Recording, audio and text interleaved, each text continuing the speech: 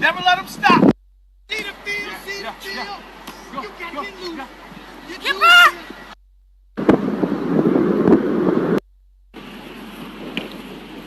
Remember about that?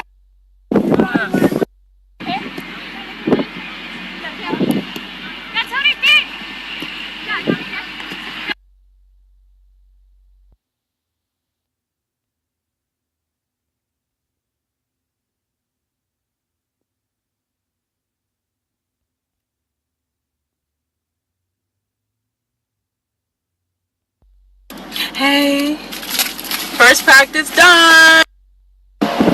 Little Franklin over here. Little Zoe. Hi. Everyone, if you have a dog, pick up the poop and throw it away. PSA from the Orlando Pride. Alright guys, we have a break between sessions. It's Tony here, so I'm just gonna hang out with my dog and watch some Friends. Samantha?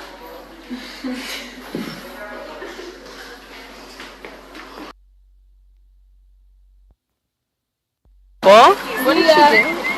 Headed to dinner? Yeah.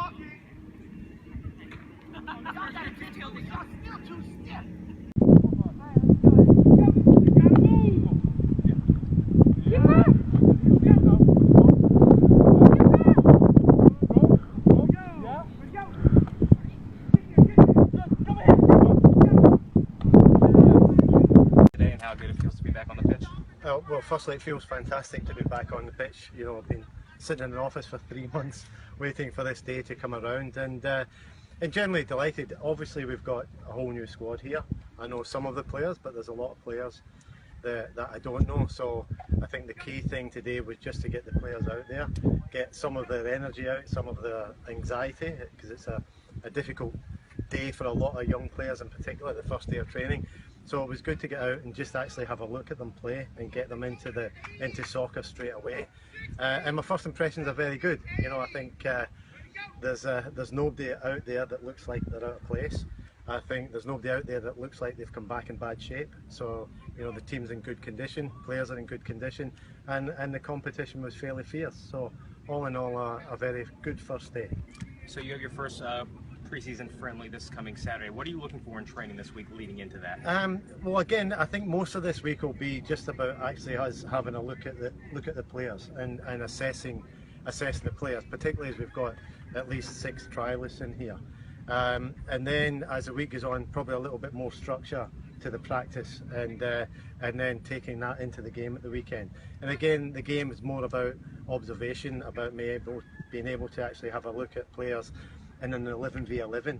It can be a little bit misleading if you're only looking at players in small-sided games. So as we get further into the week, a little bit more structure, a little bit bigger games, and then obviously into the game at the weekend.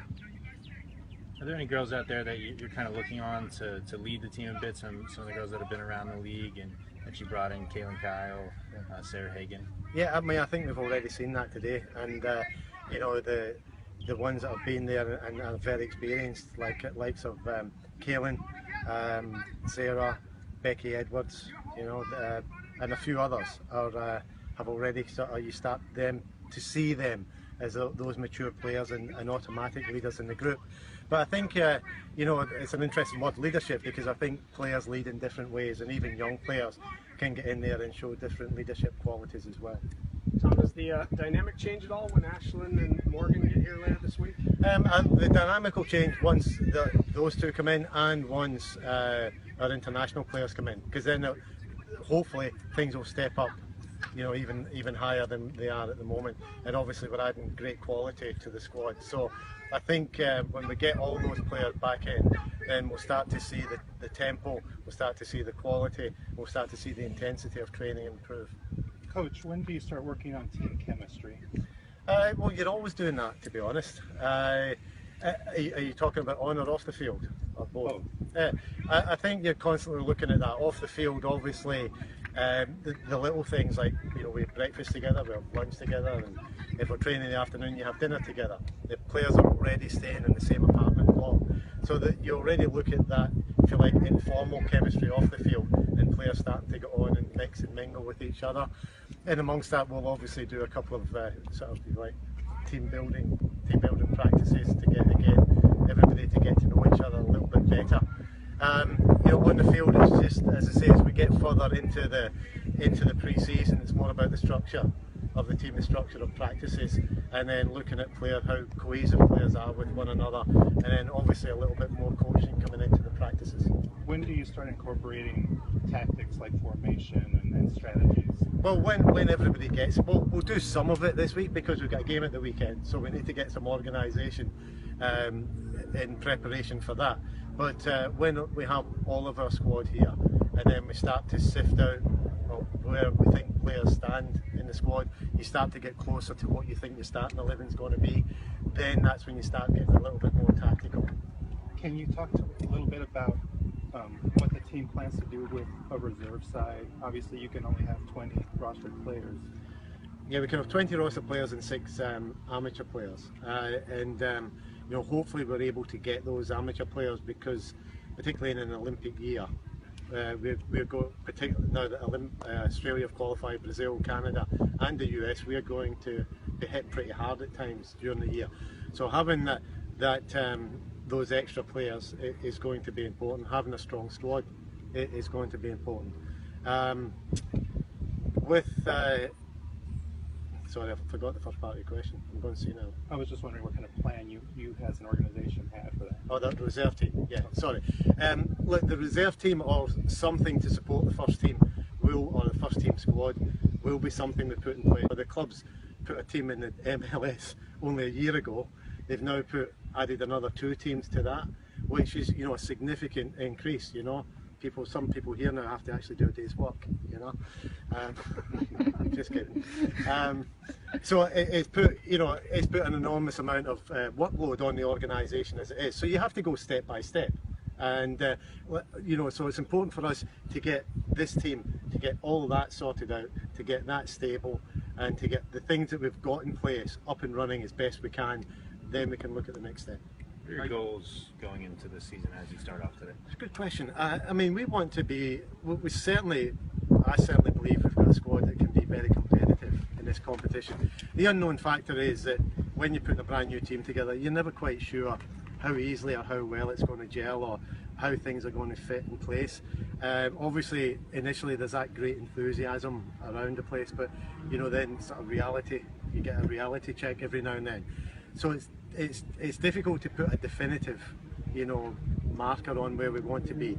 Perhaps by the time the season starts, I'll have a better idea of that, and actually say, I'd love to stand here and say we want to be in the top 4, because we do. How realistic that is, I don't really know, but we'll be certainly pushing to be competitive, to win games, and obviously to try and get in that top 4. With this being a new team, are you satisfied with the job yourself and the rest of the front office did with the makeup of the squad? Definitely myself. The rest of the front staff, I'm not so sure. No, look, I think we've had great support from the organisation in putting this squad together, and I think collectively we've put together a really good squad, a really good balanced squad of real high quality international players, real high quality experienced players that have been around the league for a few years and know what the league's about, and I think we've got real good potential among some of the young players that we've brought in.